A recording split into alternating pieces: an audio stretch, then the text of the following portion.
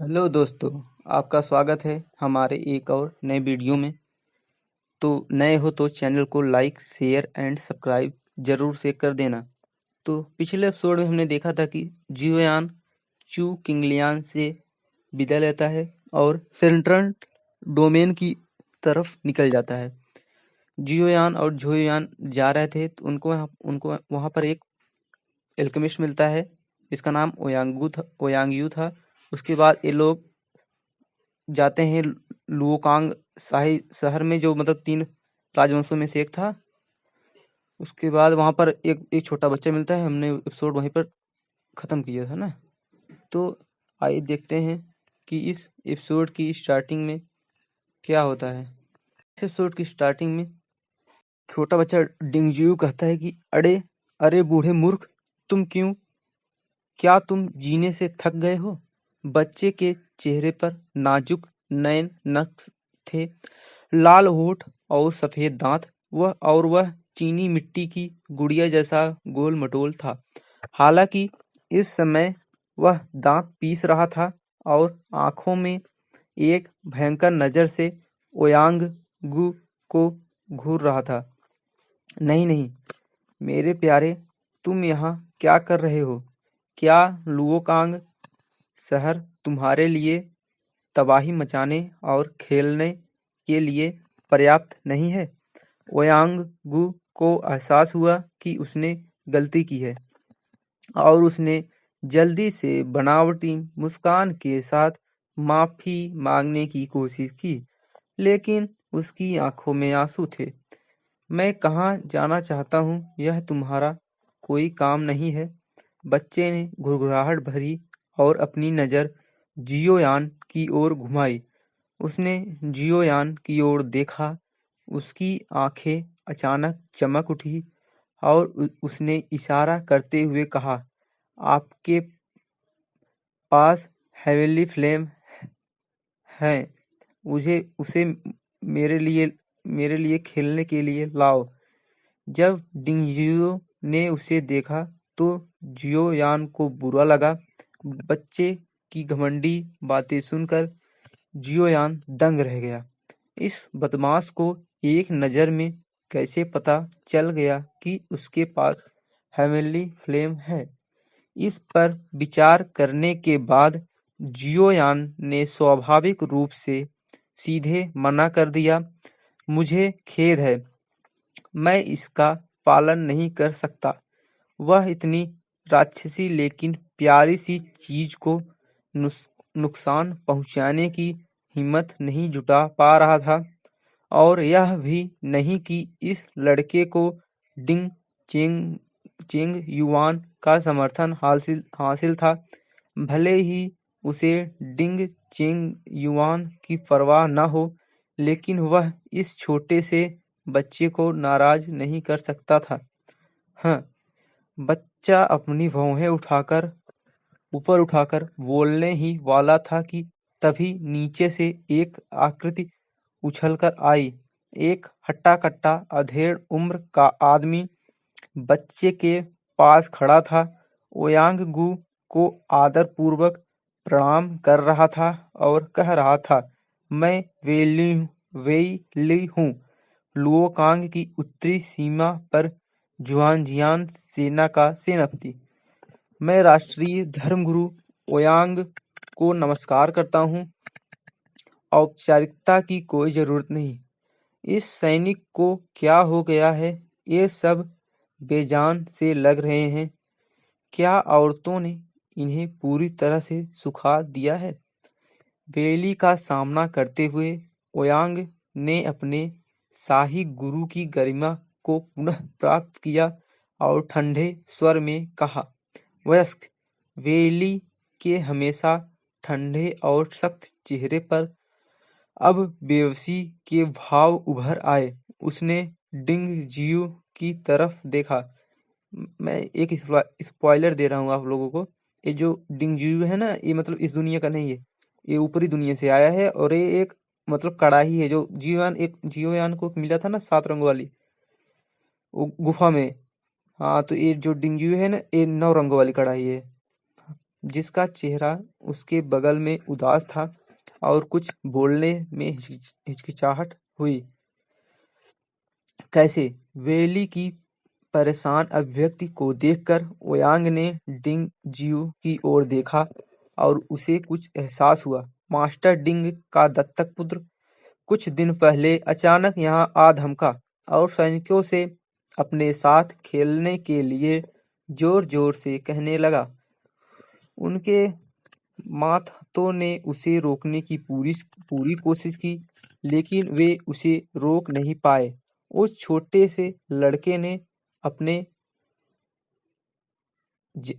अपने मानहानि की जान को भी खतरा बना रखा था, मातहतों की जान को भी खतरा बना रखा था। इसलिए सैनिकों के पास दिन रात उसके साथ खेलने के अलावा कोई चारा नहीं था। यह कहते हुए वेली ने शर्म से अपना सिर नीचे कर लिया। एक वयस्क व्यक्ति के रूप में एक बच्चे द्वारा धमकाए जाने पर कोई भी विश्वास नहीं करेगा। यह सुनकर ओयांग ने असहाय होकर अपना माथा रगड़ा, डिंग जियू की ओर देखा और अपने वृद्ध चेहरे पर चौड़ी मुस्कान बिखेरी। छोटे प्यारे, छोटे पूर्वज, यहाँ बेवकूफ़ी करना बंद करो। दादाजी ओयांग के साथ वापस आओ। मेरे रास्ते से हट जाओ।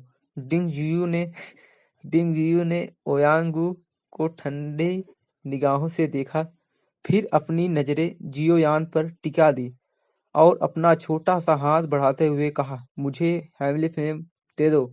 नहीं। जियोयान ने भौहें उठाई और भावशून्यता से कहा, यह आदमी बिगड़ैल बच्चे जैसा है। उसका व्यवहार सचमुच थोड़ा अप्रिय है। आप नहीं जानते कि आपके लिए क्या अच्छा है। यह सुनते ही डिंग जियू के हाव भाव तुरंत बदल गए। उसने अपनी छोटी उंगली जियोयान की ओर उठाई। उसकी बचकानी आवाज जानलेवा इरादे से भरी हुई थी। ओयांग, उसे मार डालो और मैं तुम्हारे साथ वापस चलूंगा। जियोयान की आंखें झट से सिकुड़ गई। उनमें एक ठंडी चमक दौड़ गई। वह भूल ही गया था कि इस बच्चे की असली उम्र उसकी उम्र से कहीं ज्यादा कम है। बेतुका मत बनो। मैं जियोयान को लीडर को सम्मान देने के लिए लाया हूँ। अगर लीडर को पता चल गया तो वह तुम्हें जरूर कड़ी सजा देंगे।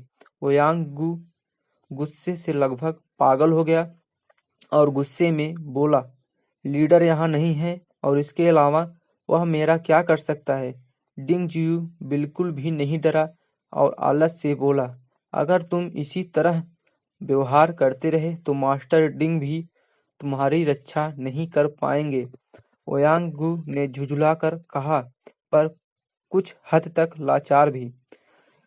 लीडर की दृष्टि इस बच्चे जैसी नहीं थी। इतनी बड़ी हस्ती सेंट्रल डोमेन में विराजमान थी और उसकी नज़र पूरी दुनिया पर थी। वह ऐसे छोटे मोटे झगड़ों में कभी नहीं पड़ सकता था। इस दुनिया में मुझे कौन मार सकता है। डिंग जियू ने एक घमंडी खर्राटा लिए जियोयान को उत्तेजक नजरों से देखा और अगले ही पल उसका आकार प्रकाश की एक लकीर में बदल गया जो ऊपर की ओर बढ़ रही थी। जियोयान गुस्से से हंसा। इस बदमाश ने वाकई हिम्मत करके कोई कदम उठाया था। वह कई दिनों से सेंट्रल डोमेन में था और उसकी चोटें लगभग पूरी तरह ठीक हो चुकी थी। अब वह सामान्य हेवनली सावरेन से लड़ने के लिए पर्याप्त ताकतवर हो गया था। यह अराजक बदमाश हद से ज्यादा घमंडी था।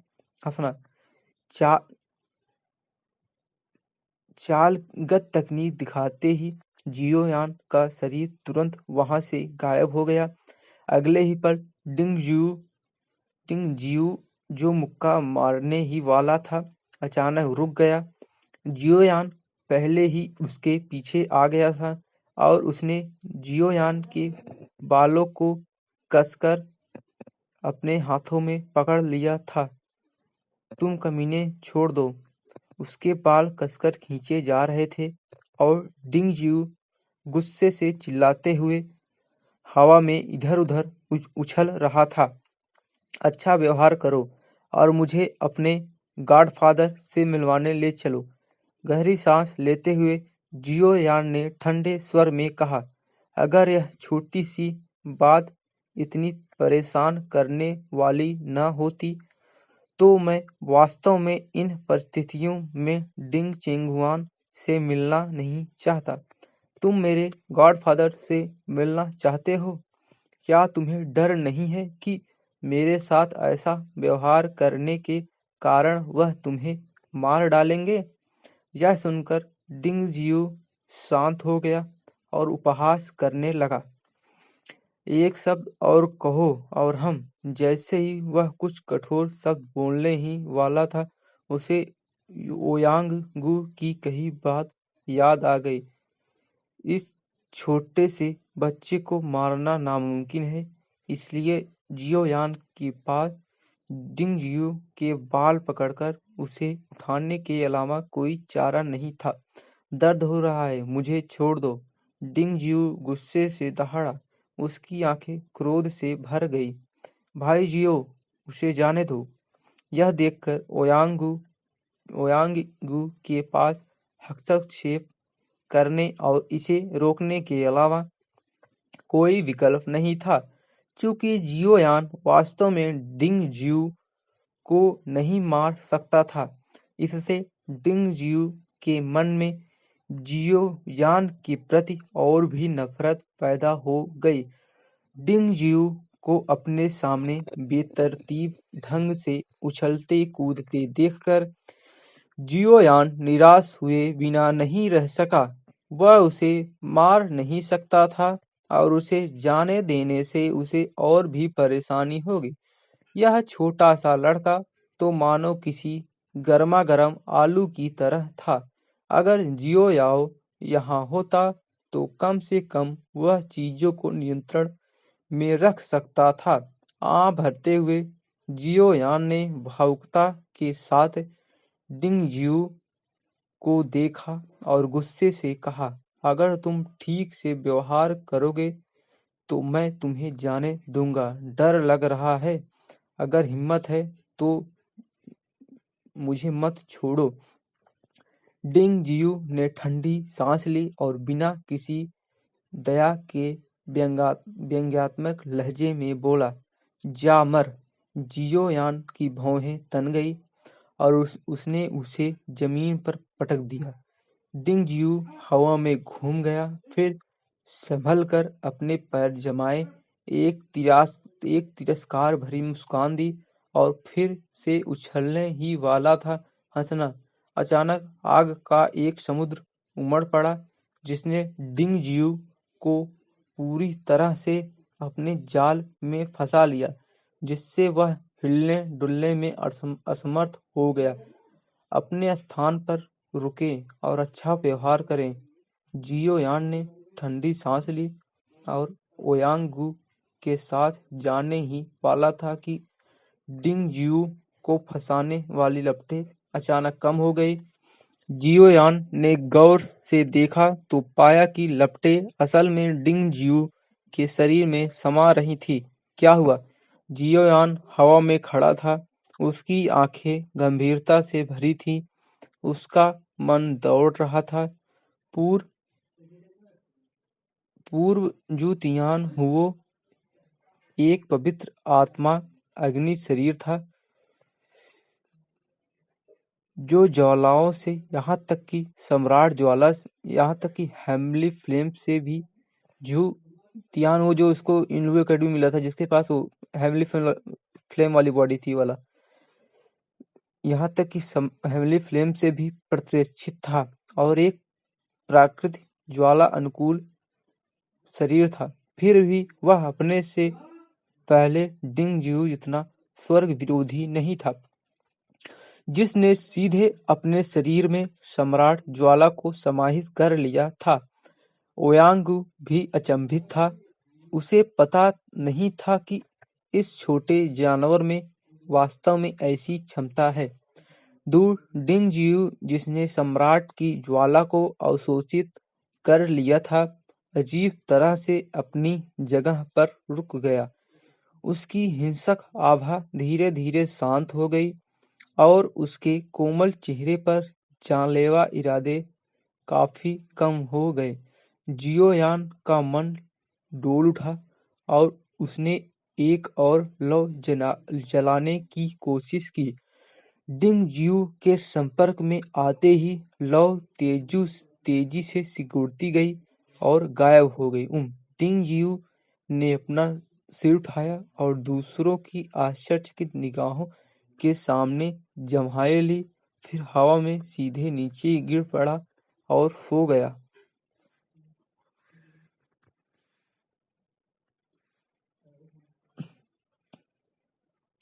इस बच्चे को क्या हुआ? ओयांगू की आंखें चौड़ी हो गई।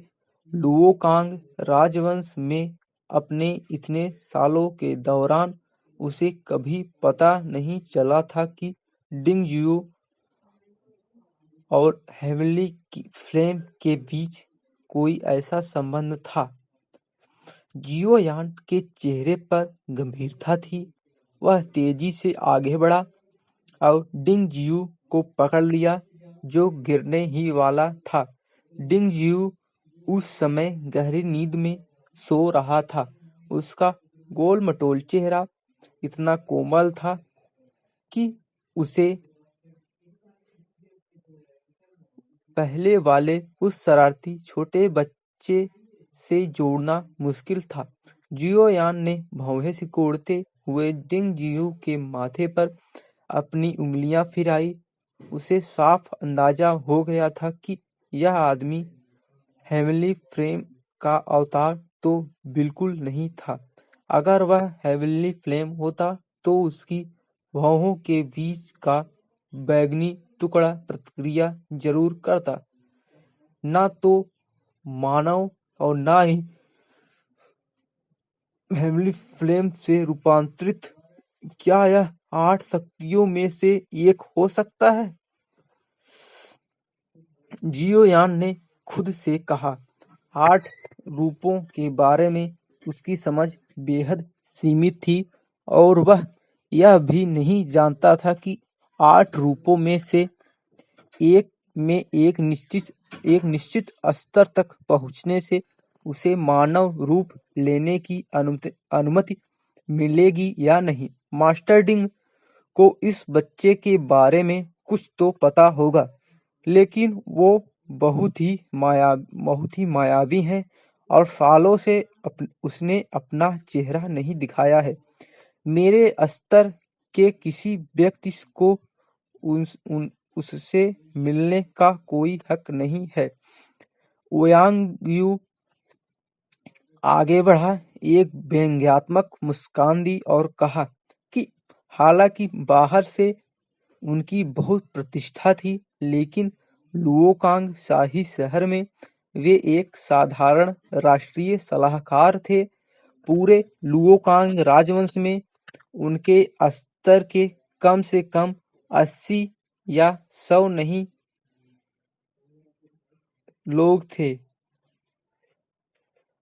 मतलब उनके स्तर के 80 या 100 से कम ही लोग थे।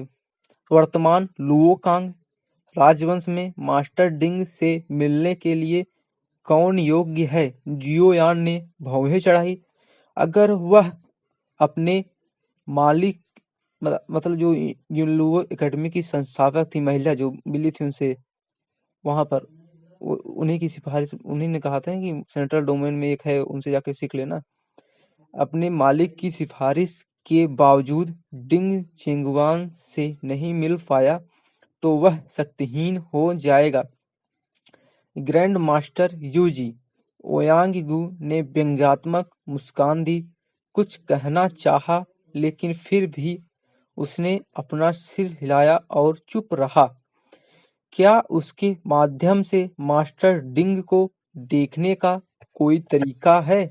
जियोयान ने डिंग जियू को अपनी बाहों में लिया और गहरी आवाज में कहा, चलो पहले लुओकांग इंपीरियल सिटी चलते हैं।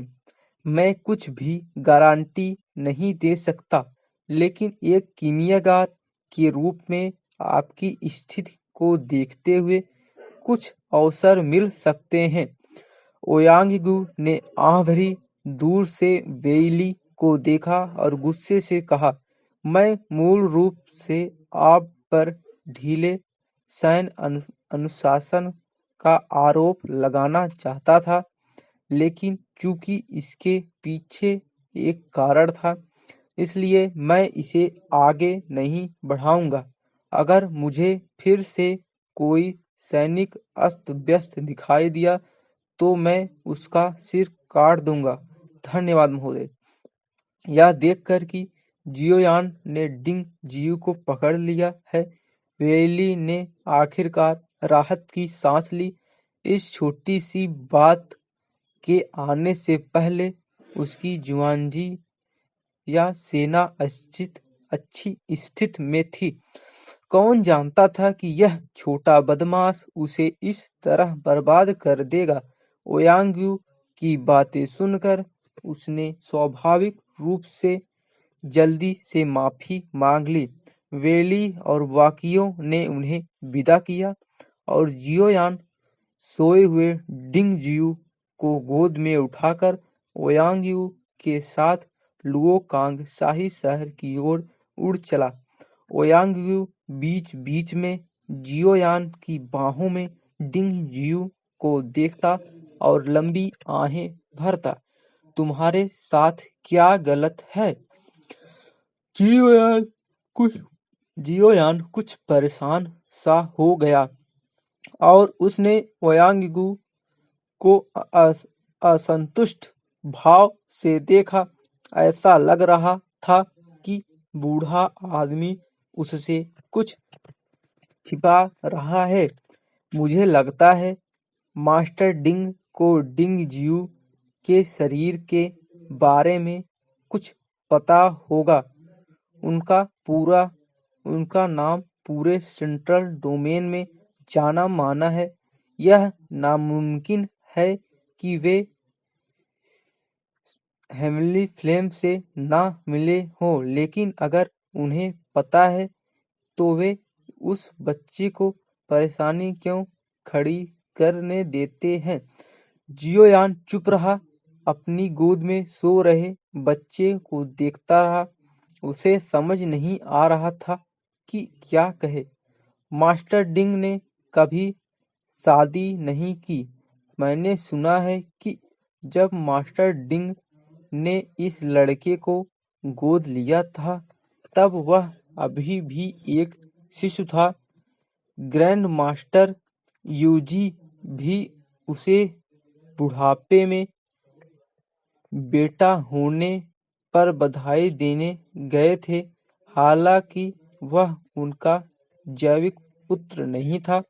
मास्टर डिंग ने उस समय लड़के का नाम डिंग जियू रखा था, मुझे नहीं पता क्यों। यह सुनकर जियोयान मन ही मन हैरान हो गया। डिंग चेंगुआन, जो कि एक कुशल शिल्पी था, अपने बच्चे का नाम इतनी सहजता से कैसे रख सकता था, या फिर इस नाम में कोई छिपा हुआ अर्थ था। मैं जानता हूँ कि तुम क्या सोच रहे हो।